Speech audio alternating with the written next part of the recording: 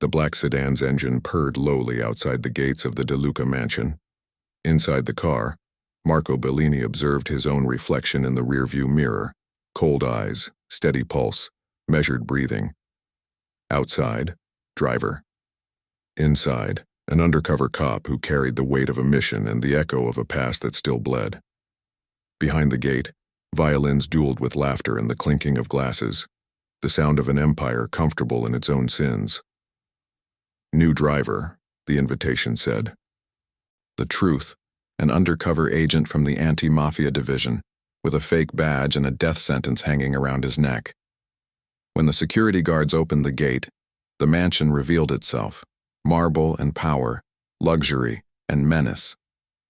Marco entered slowly, the headlight reflecting statues and cameras like glass eyes. That place didn't welcome visitors. It devoured strangers. He parked with surgical precision, every movement calculated. The mind mapped escape routes, guard positions, windows that could become exits or traps. The disguise was simple. Obey, observe, survive. Inside the house, the air smelled of expensive perfume and old gunpowder. Don Salvatore De Luca dominated the room. Graphite suit, knife-like smile, cathedral voice.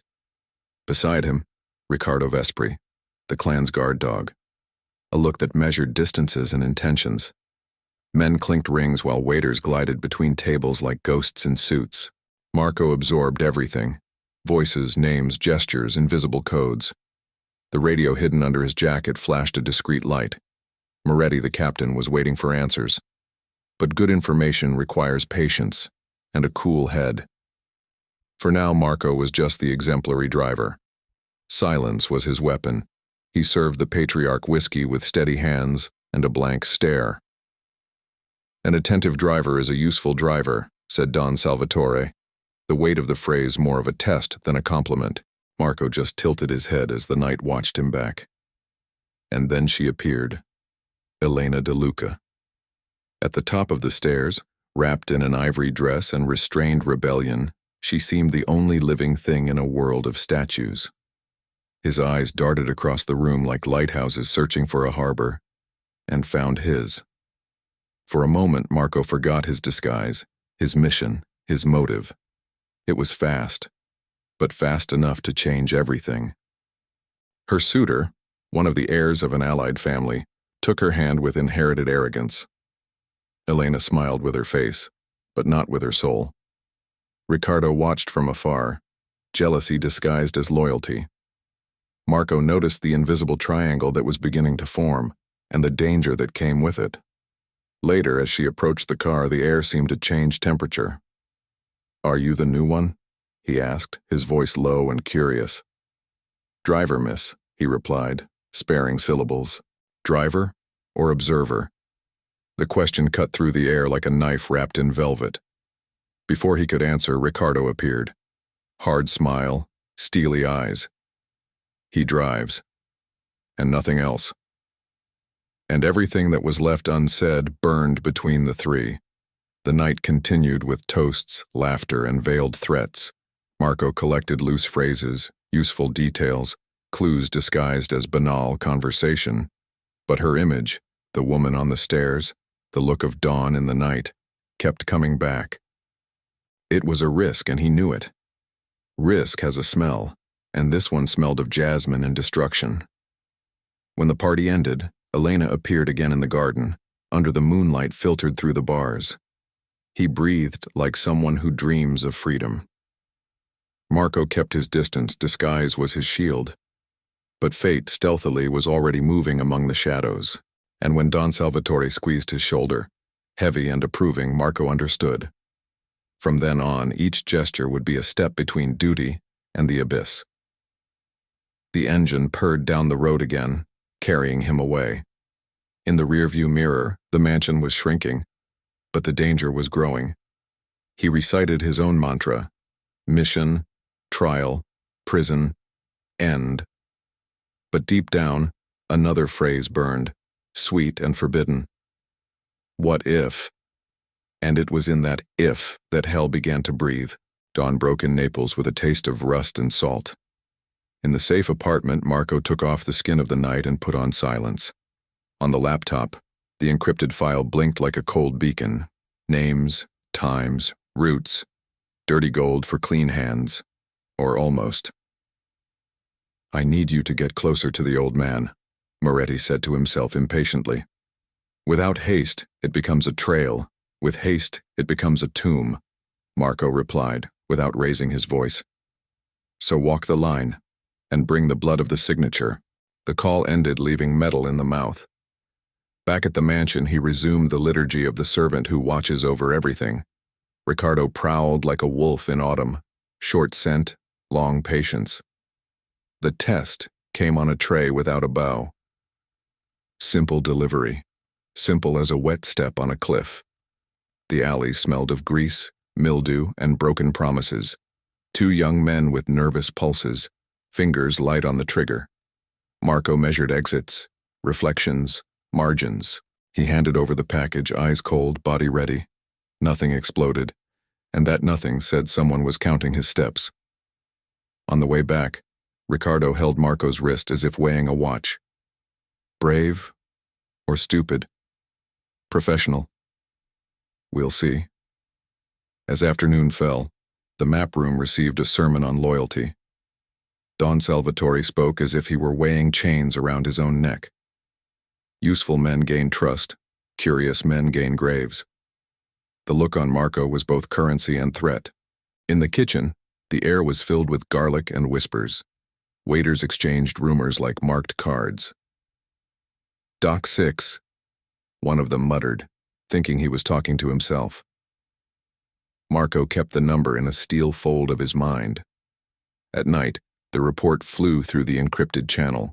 Moretti responded with a faceless nod. Next step, old man's test.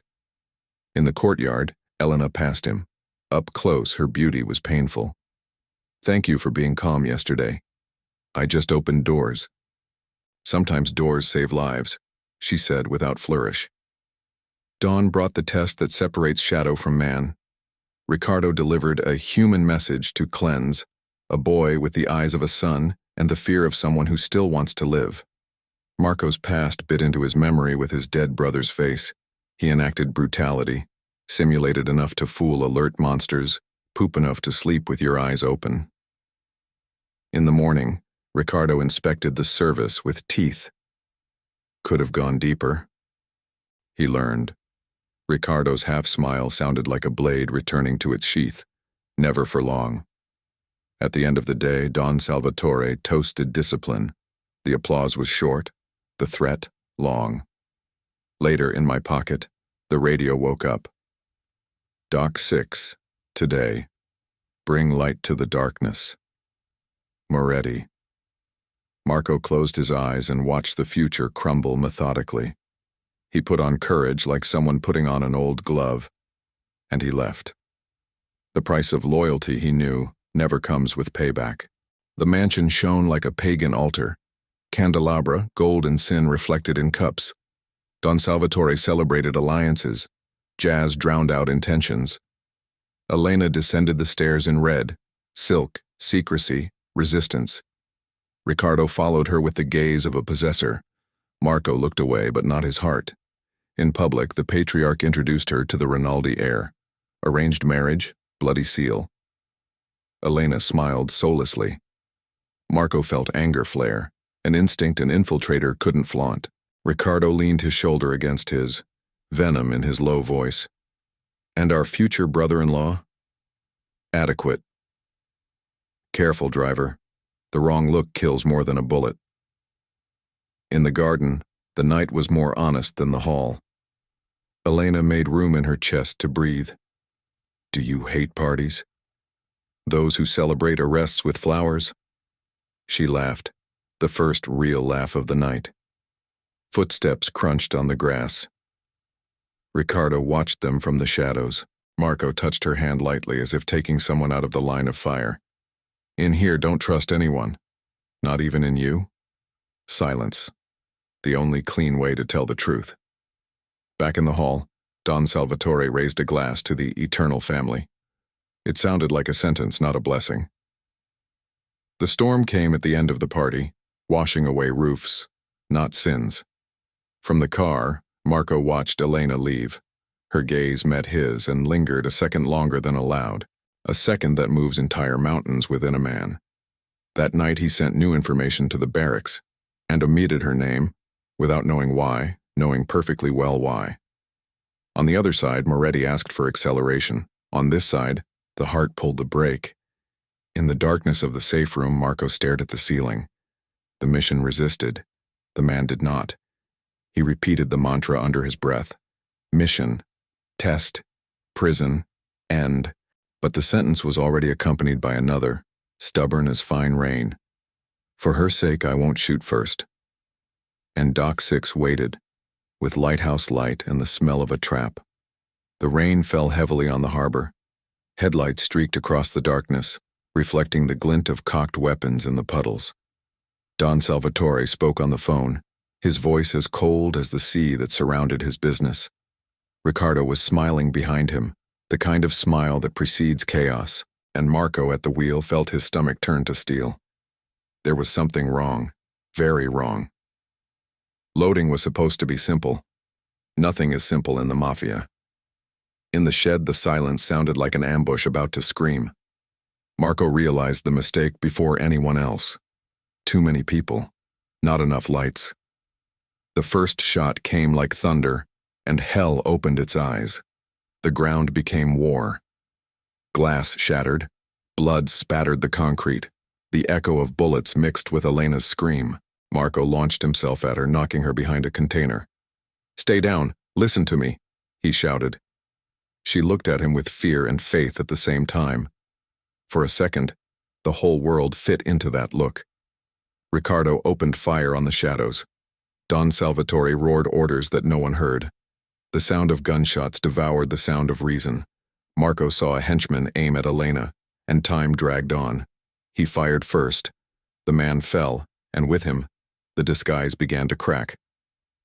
Elena was trembling, but she held his arm. "You risked yourself for me. I'm paid to drive, not to let people die." She laughed, a laugh between tears and gunpowder. It was the most lively sound that night. When the shooting stopped, only shards and heavy breathing remained. Don Salvatore stared at Marco. "You owe me my daughter's life." Words that sounded like a blessing and a chain at the same time. Ricardo watched them, eyes narrowed, anger contained. His instinct told him that no one is so lucky twice. But the patriarch seemed convinced, and Marco, the undercover, gained the trust he needed, and the love he couldn't. Later, silence reigned in the mansion. Elena appeared in his room, bandage on the arm, soul in contained fury. "You saved my life. I just did what any decent man would do. Decency is a rare commodity here." And he left, leaving in the air a perfume that would become a curse. Marco was left alone. The radio blinked, waiting for the report. But he didn't touch the button. The mission could wait. The heart, no. The sun rose timidly over the Italian rooftops. In the mansion, the smell of coffee and gunpowder mixed as if they were the same aroma. Marco watched Elena through the reflection in the window. Light, distracted, too alive for that place. She was writing something in a notebook. Maybe plans. Maybe secrets. He didn't ask. He was afraid of the answer. Don Salvatore gathered the men in the library. The walls seemed to breathe tension. "There is a mouse among us," he said, and the air froze. Marco kept his face neutral, but his pulse betrayed the danger. Elena watched her father, the eyes of someone who loves and fears the same man. Later in the garden, she found him. "Do you think he suspects?" "Your father suspects even the mirror." "And you, Marco? Who do you suspect?" "Of those who make me forget why I'm here." The wind brought the scent of jasmine and danger. She smiled, and the smile was half challenge, half confession. "You don't talk like the others." "Maybe because I'm not like others." At night, she appeared in the garage. Firm heels, determined eyes. "I want to drive." Marco hesitated. Then he handed over the key. She got into the car, started the engine, and the roar became the soundtrack of freedom. On the empty road, the wind ruffled her hair. Laughter broke out. For a few minutes there was no clan, no mission, no past. Just two living bodies escaping the weight of the world. When they stopped, the silence returned heavy. "Why do you look at me like that?" she asked. "Because it feels like I've known you for much longer. So maybe destiny is just bringing us together again." Her touch was light, but it set everything on fire. A kiss, impulsive, inevitable, too wrong not to be true. The world stopped for seconds and the sound of their hearts replaced all others. When they pulled away, she was breathing quickly. "That never happened. So convince me of that." And he left, leaving the taste of the impossible on his lips. Later, in the report to Moretti, Marco typed lies with heavy fingers. No lines about the kiss. No details about her. Just cold, hard data. The opposite of what I felt. And in the reflection of the screen, he noticed something new. The policeman disappeared. The man was born. The clock read 3 in the morning when Marco woke up sweating. He dreamed of his dead brother, and Elena whispering his name. Two ghosts that came from the same place. Guilt. The apartment was dark, the air thick. He lit a cigarette, watching the embers reflect in his own eyes. Everything he did, every lie, every silence, it no longer seemed to serve justice, but survival. The next day, Moretti called. The captain's voice sounded like a blade in his ear. "Months undercover and still nothing. I want results, Bellini." "They're moving. Give me more time." "Time is a luxury. Either you bring me proof, or you're out." The connection died, leaving a leaden taste. In the mansion, Ricardo prowled like a fever in the body of a beast. He searched rooms, questioned employees, and smelled fear. "An infiltrator could be anyone, even you," he said, looking Marco up and down. "So watch me closely. You'll learn something," he replied, with a calm that hides storms. Elena sensed the mood and the fear. He looked for Marco at night, his voice trembling but firm. "My dad is getting paranoid. I'm afraid of what he'll do. You need to get away from this. And where to go? This is my prison and my punishment. I would protect you if you wanted to run away." She looked at him, and in that look, there was more promise than plan. "You sound like someone who also wants to escape." He swerved, not because it was a lie, but because it was too true. In the following days, Marco discreetly sabotaged a delivery. The police intercepted the truck, a calculated coup. But Don Salvatore saw the deviation as an internal betrayal. "Someone is robbing me from within," he roared. And Ricardo began to put the puzzle together. Marco felt the siege closing in. "I slept little. I thought too much." Elena watched him from a distance, confused by the sudden coldness. "You're hiding something, Marco. I can feel it. Not everything that is hidden is a lie." She kissed him, a tense, fearful kiss. It wasn't passion. It was desperation in disguise. Later, alone, he watched the files on the screen. Evidence of the Mafia. And evidence of corruption within the police force itself. The whole system is rotten, on both sides. His brother's voice echoed in his mind. "Don't be corrupt, Marco." But the echo was swallowed by the memory of Elena's touch. The radio crackled. Moretti asked for new information. Marco looked at the window. Elena was sleeping. He turned off the device. First time he broke protocol. First time choosing the heart. In the mirror, the police officer was no longer there. In its place, a divided man, ready to fall. The dawn smelled of conspiracy. Elena walked through the halls of the mansion like a shadow. From the library, he heard his father's voice, low and venomous. If she tries to run away, it will be her last decision. The ground seemed to disappear beneath his feet. Love became a compass, fear, impulse. She ran to the garage, her heart pounding outside her body. "He'll kill me if I leave. I heard you, Marco." Marco stiffened. So we didn't leave. We ran away. To escape? Yes. Or we stay and die slowly. He took a map and drew routes in the dust on the hood. Service tunnels, blind cameras, shift changes. Each arrow was a chance to be reborn. Do you trust me enough to close your eyes? I trust you enough to open them with you. The wind brought the smell of rain and destiny. Elena returned with a light backpack, memories and courage. Marco prepared everything: water, disguises, silence. If something goes wrong, run to the east dock. If something goes wrong, I'll run to you. Their routine turned into theater: measured smiles, rehearsed steps, timed glances. Ricardo watched, sniffing out the invisible. The whole house seemed alive, suspicious, on the verge of a scream. That night, Elena left a letter. I don't owe my life to cages. Marco turned off cameras, cut wires, and covered trails. For a minute, the world was blind, and they were free. The gate creaked. The car coughed twice before starting. Elena tied up her hair, her eyes watering lightly. It's now or never. So may now last forever. The road swallowed the city. It was raining lightly. The sound of the tires was a beat. They drove fast, but the past ran faster. Every corner was a shot that didn't fire. At the deserted traffic light, a headlight flashed 3 times. Code of an informant. Road clear for 2 blocks. Elena smiled, for the first time without fear. But fate doesn't accept slack. In the mirror, distant headlights.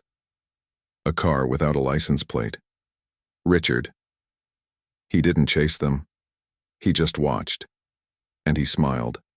Smile of someone who has already won. Elena felt a chill run up her spine. The invisible chains tightened again, pulling them back to hell. And freedom once again seemed just an interval between 2 prisons. The morning arrived with a taste of iron. From the garage, Marco saw in the rearview mirror what he feared. The car with no license plate, distant, constant. Ricardo did not pursue. I watched. It was more cruel this way, hunting a heart out of exhaustion. Marco's safe route took them to an abandoned warehouse. Twisted iron, fuel barrels, old scaffolding, a ready-made setting for a forced truth. The blow came quickly, light bulbs bursting, men descending chains like spiders.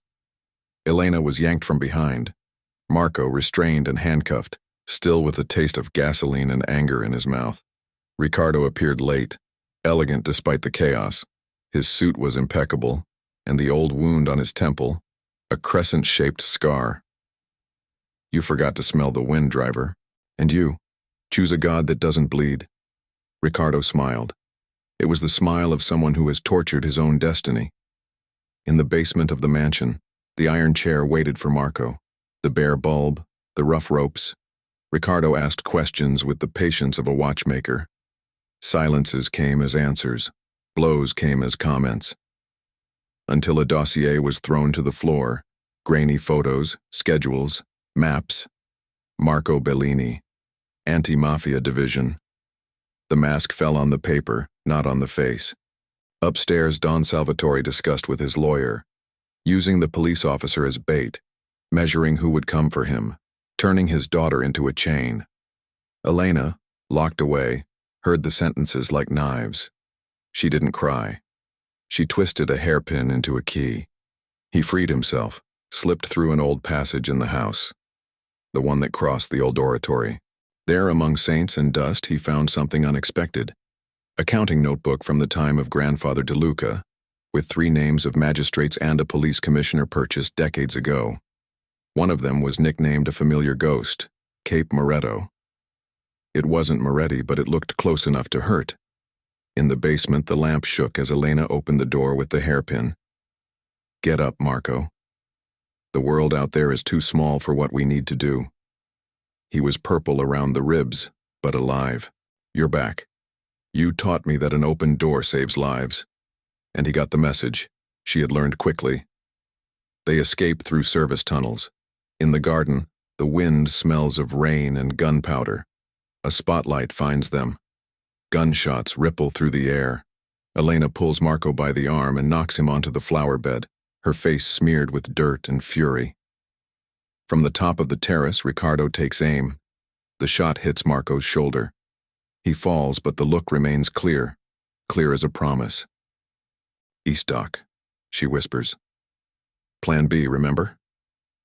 Now it is single plan. They vanish into the night, leaving the mansion with a handful of shadows and an enemy who doesn't miss twice. On the way, inside a boat depot, Elena opens the old notebook. Marco leafs through, takes a short breath. This is dirty gold, and it's too old to save us now. The old teaches where the new hides, she says, pointing to a repeated stamp with a recent date, Docks, Sector 6. He closes the book and smiles in pain. You were already dangerous before me. I just turned on the light. Far away, Ricardo leans against the window of Salvatore's office. They carry a diary, and maybe our entire story along with it. Then the city will see who's in charge when the lights come on, responds the patriarch coldly. Or when someone turns off the city lights, concludes Ricardo, already calling a contact at the electric company. The first block goes out, then the second. Naples blinks. Their look for starts in the dark. The hideout is an abandoned coastal village with blue doors and salt-damaged walls. Elena presses the fabric against Marco's shoulder. Every touch burns, every breath a commitment. You should have left me. I've already left too many things behind, she answers. On the pocket radio, Moretti. Bellini, are you listening to me? Marco hesitates. He looks at Elena. He meets.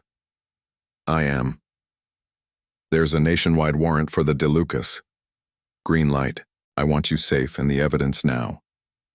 I received your light, says Marco, but no delivers the location. Elena watches the conversation, the old notebook on her knees. Do you trust him? I trust what I can prove if everything goes wrong. What if everything works out? Then we choose what to remember. As night falls, headlights cut through the darkness. Circumstantial footsteps make gravel crunch. Ricardo came with half a dozen men in a deadly calm. Bellini, you have two ways out, through the door or through history. I've always preferred windows. Marco replies and throws a flash grenade improvised with magnesium and a bottle. White explosion, seconds of blindness, running. Elena guides Marco through the back in a zigzag pattern.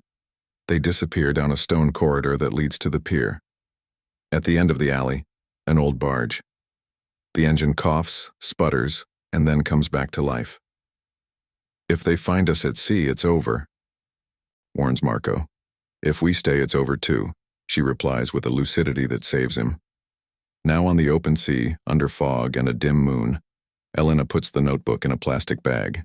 Together, one flash drive. Since when have you been carrying this? She asks. Since before I met you. And why are you with me now? Because now I believe what you would do if I don't come back. Hours later, they arrive at a warehouse at the docks, opposite side of the city. It's the kind of place where stories end, or begin without a witness. Elena adjusts the bandage on his shoulder. Marco watches her in silence. If we survive, you choose a destination that doesn't feel like a cage. If we survive, I choose you. He smiles, almost like a boy. Outside, the sound of boots. Ricardo did not bring an army. I brought enough. They are hurt, in love and dumb, he says to the radio.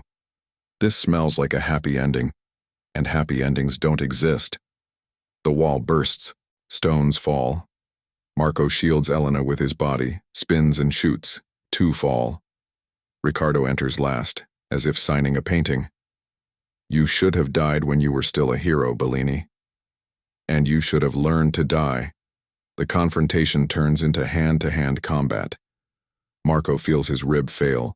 Ricardo laughs and steps on the wound. Elena comes forward from behind with an iron bar. It hits Ricardo near the temple. The same scar. He falls, but shoot lying down. The shot cuts through the air and wounds his own arm. Not yet, he whispers, bloodthirsty, backing away like a fox. Tomorrow I will finish this story, and disappears into the night, leaving a dark trail for anyone to follow or ignore. He comes back, says Marco. So we are alive, Elena answers. In the sky, the lights of Naples twinkle again. The whole city seems to hold its breath.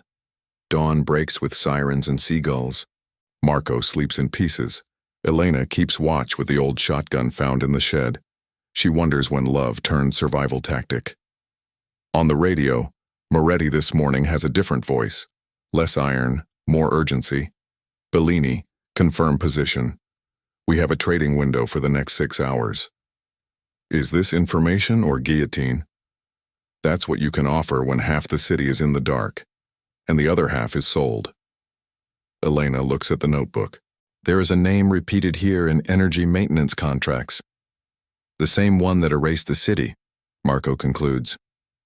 If we cut the right cord, we turn on the lights and burn the ghosts.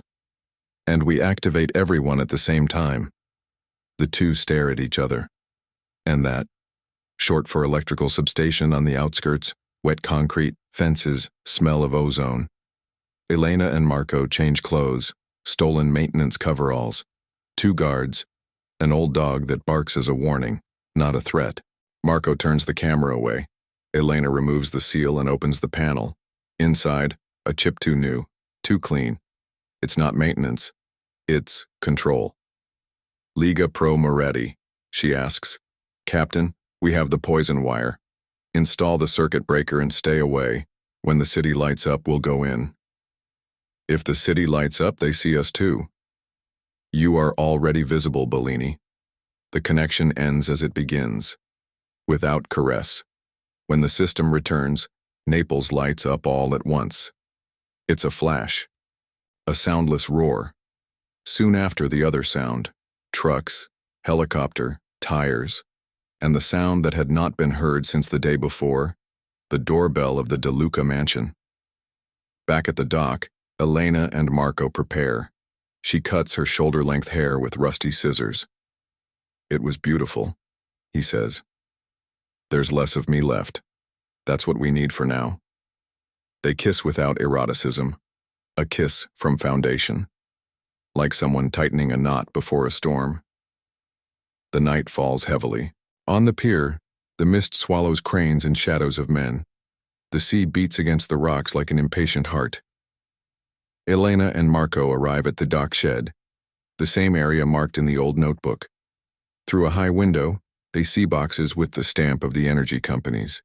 In another pile, weapons and money backpacks. The Mafia, the power grid, and public power. Same shelf. Ricardo watches from atop a crane. A white cloth drapes his arm. The smile returns, smaller, more dangerous. End of the line, Bellini, he whispers as if the wind could carry his voice to the enemy's ear. Suddenly, a blue spotlight cuts to fog. Black police cars and vans surround the perimeter. Police. Moretti gets out, gun in hand, vest open, eyes trying to be fair. Everyone on the ground, he yells. On the opposite side, Salvatore's men emerge from behind the stacks, opening fire. A war the city finally has an audience. Who is whose enemy? Shouts a soldier, cornered. At night, everyone is everyone's enemy, responds Ricardo, shooting once more. Inside the warehouse, Marco and Elena run between boxes. He calculates angles. She reads shadows. East side, Elena points. There is a service door that leads to the containers. Did you memorize the plan? I memorized you by teaching me to memorize it. He smiles in the midst of chaos. Pride it even fits in war. A grenade rolls down the hallway. Marco pulls Elena. The crash throws boxes in silence. Eardrums blare, lights flash, the floor tilts. They advance and collide head-on with Don Salvatore. The patriarch stands tall in the dust. You took a daughter from me, Bellini. I gave her a choice. And you will pay for it like everyone else does. Salvatore grabs Elena by the hair. The gun touches her temple. You chose the wrong man, daughter. I chose to stop being a daughter, she says serenely. The world holds its breath. Number. Not from Marco. By Elena. She turns her fist in a very short gesture. The shot catches her father below the ribs. Salvatore drops the revolver, shocked, alive and dead at the same time. You, she answers, with a cry that won't come out. Marco holds her from behind. His eyes say what his mouth cannot. I hold the weight with you. From above, Ricardo sees the scene and understands. There is no going back. Aim at Elena. The shot would be final. One police sniper hits the crane. Metal screams. Ricardo loses his balance, falls from a height that kills both good and bad men. But it doesn't kill Ricardo. He falls on bags, rolls, his shoulder tears more. He gets up, he smiles, and disappears between containers with the dexterity of an ancient rat. Now it is written, he survives. He finished, says Moretti approaching, gun low but firm.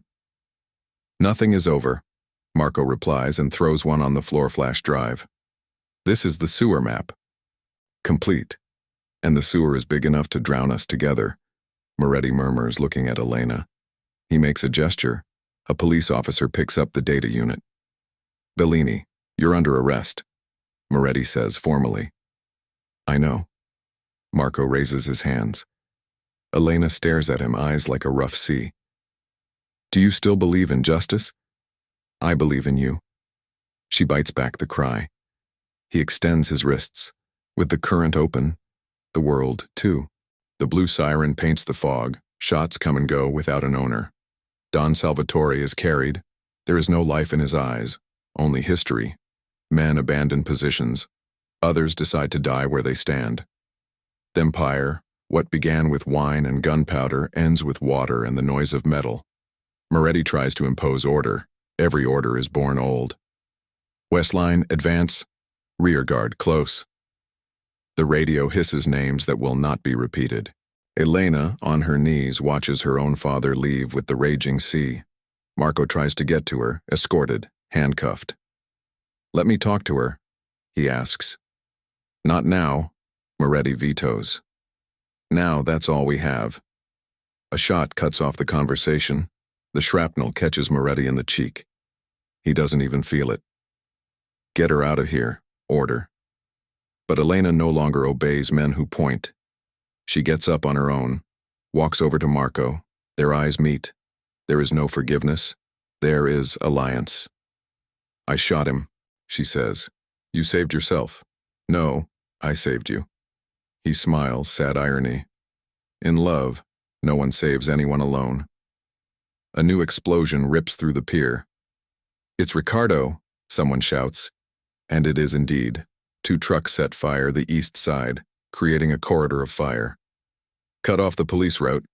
The right-hand man shouts into the radio. Take the boxes. There are few, but enough. He doesn't want to win today, Marco whispers to Moretti. He wants to drag the war out until tomorrow.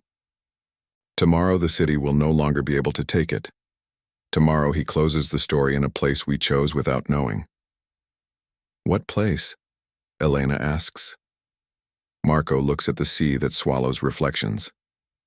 The old warehouse, where everything seems to end and nothing ends. The dawn consumes both sides. In the end, there are ruins, bodies, and Arimer. Ricardo was seen limping towards the industrial zone. Moretti wipes the blood from his face. Bellini, I need you now. I am your prisoner. You are the only one who sees that man inside. Marco looks at the handcuffs. Moretti too. The key turns. Officially, you never left here, says the captain. Officially, no one can handle the whole truth. Marco returns. Elena nods, silently. Not with the police, with Marco. She puts on her father's coat for the last time, and leaves him on the road. The city wakes up without birds, only helicopters. The dilapidated warehouse smells of gasoline and decision. Marco enters first, as if accepting a destiny he already knows. Elena comes right behind, gun low, eyes high. Ricardo appears between neighborhoods of fuel like a ghost that learned to bleed without fainting. The bandaged arm, the face with 2 lines of dried blood. I thought you'd send a platoon, Bellini. I brought what was enough. The princess and the hero. Ellery. This tale always ends in a fire. Marco scans the scene. Ropes, scaffolding, ditches, a detonator improvised. You want to burn the evidence and your name in one fell swoop. I want to burn the mirror. I'm tired of seeing myself in it. The first shot comes from Ricardo. It hits a beam and ricochets. Marco moves low, fires in response, wounds his rival's leg. Elena crosses a side corridor and closes the angle. Ricardo notices, turns, and aims at her. You learned to kill too quickly. I just learned not to die. Elena shoots. The shot hits Ricardo's good shoulder. He falls to his knees. Boot tree. Do you know why I like you, Bellini? Because I had to turn you around to kill you. You just became a reflection of what you hate. So look. Ricardo activates the timer attached to the barrels. The dry sound of the gears is the clock of a city that has surrendered. Marco advances, knocks his rival down with his shoulder. His rib screams. The pain fades and reignites. The two roll in a fight of bones.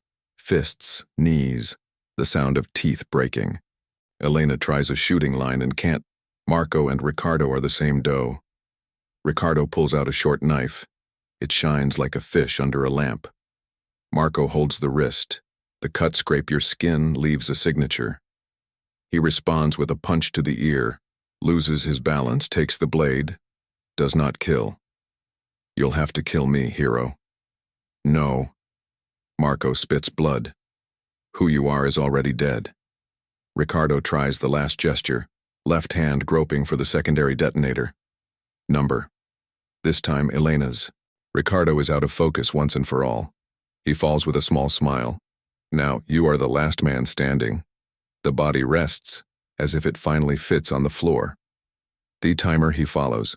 47, 46. Elena, get the evidence. Marco points to amidal pasta on a table. There are things that I didn't even want to read. She opens it. Inside, copies of contracts and pen drives, including on with tag, DM switch. Dead man's switch. She reads. If I don't come back, he'll send everything where it hurts. Marco speaks without drama. 29, 28. Turn it off. Elena runs to the panel. Wires, keys, electrical tape. There is no time. He concludes from the wiring. It wasn't supposed to happen. So we die together. So you live for both. She stares at him like someone staring at a precipice she has learned to call home. Don't ask me that. I asked you for life the day I met you. He smiles, wounded and firm. Quinze, quattorze. He thrusts the pen drive principle. If you give it to Moretti, ask him to look at the old notebook. Ask him to look in the mirror too. What if he doesn't look? The city goes. And me? You will look after me. Marco. Elena. A quick kiss without time, without eroticism, with eternity. 10, 9. Marco pushes her towards the exit. Or, no. Or, he repeats, now a low roar. Love that commands, love that protects, love that knows how to lose in order to win. She takes 2 steps back, then runs, then comes back, then obey. From the gate, she turns and sees him standing there, gun in hand, face clean inside. He closes his eyes and smile. 3, 2, 1. The warehouse explodes. The fire rises like an unleashed beast. Sound is the end and the beginning. The sky turns red. The pier vibrates as if the heart of the city were outside its chest. Elena falls to her knees. The heat rips water and I scream at the same time. Marco. It is prayer and wound in one word. Hours later, hoses and helmeted soldiers walk through the rubble. Moretti watches from afar. He did what we never had the courage to do, he says hoarsely. And he paid for it himself. Someone answers. The captain closes his eyes for a second that weighs like a lifetime. No one pays alone. Correct. They find a charred body among the barrels. You can't see the face, you can see airing, simple, metallic, without stone. Elena picks it up with both hands as if holding a small planet. I promise, she whispers. I promise to live. The sea seems to understand the grammar of promises that hurt. Days turn into weeks. Newspapers announce the end of the De Luca. Photos by Salvatore, reports, numbers, infographics. Marco becomes a headline and myth. Undercover police officer dies in explosion that ends war. Elena reads everything and doesn't believe in nothing. The truth doesn't fit on paper without getting dirty. In the anonymous apartment where she hides, she keeps the ring in a glass cup, next to a flash drive and an old clipping about Marco's brother. Open the oratory notebook, grab a pen, cross out 2 names, left over there, politicians and 1 police colonel retiree. Balance, she repeats, rehearsing the word she chose to live by. Months later, rumors climb the alleys of Milan.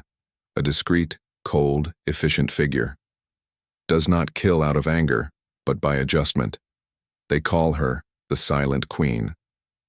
She doesn't deny, she doesn't confirm. You. And when he walks the underworld again. Moretti receives an envelope with no return address. Inside, the clean ring and a photograph. Elena, alive, with eyes that learn to command without shouting. On the back, a handwritten phrase. He believed in justice. I believe in balance. The captain lights a match and burns the note to the end. So be it. And puts the ring in his pocket, not out of pity, out of memory. Time passes like smoke over the sea. It doesn't disappear. It changes place. Elena lives in a white-walled studio, working as a restorer of art. Gentle irony. Those who saw the world crumble now bring color back to pieces of history. At night, she walks through neighborhoods that never learn what love costs. On the kitchen radio, a short news item, the voice of a tired presenter. The Bellini case has been reopened. New evidence has emerged about police corruption in the years leading up to the operation. Elena hangs up. Even when they're dead, they still demand justice. It's a short smile on the inside. In the city, men tell stories quietly at bar tables. La Regina does not kill those who must live. La Regina does not save those who are already dead. La Regina only weighs the world and keeps it level. And someone toasts a name that no one says out loud, Elena. On a night of light rain, she returns to same pier, the same one where love began and died and was born again with another name. From inside the pocket, Thering, she looks at him for the last time. You won, Marco. The world didn't end. He throws the ring into the sea, not as one who returns it, as one who delivery. Behind her, 2 men wait, discreetly. Shall we go, ma'am? She nods. Let's go. And walk like someone who has learned that to live is to resist, without making noise. The wind brings a whisper that could be memory or faith. You kept your promise, Elena. She stops for a moment, eyes watering, back straight. Don't look back. You know that love is not what holds. That's what push. In the final frame, the city lights up without blinking. Justice is still a cracked building, balance a bridge. Up there, a sunset very simple, those who don't want to be remembered, just seen. And in the silence after the storm, 2 names fit in the same place on the chest, Elena, Marco, and the rest we call it life.